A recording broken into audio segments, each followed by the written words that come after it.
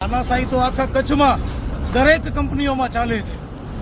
કંપનીઓ કચ્છમાં આવે છે ટેક્સ બચાવવા માટે અને કંપનીઓને કચ્છમાં લાવવામાં એટલા માટે આવે છે કે કચ્છના સ્થાનિક લોકોને રોજગારી મળે.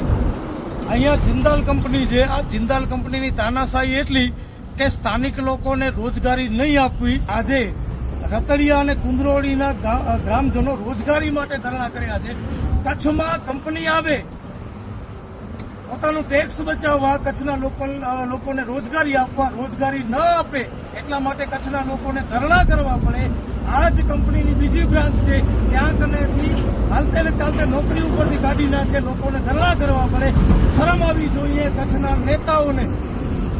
આજનો દિવસ અને કાલનો દિવસ અમે તંત્રને આપીએ છીએ. તમારા પાસે જે ગામના સરપંચ દ્વારા લિખિતમાં અરજી આપેલી છે, એના મુદ્દાઓ છે.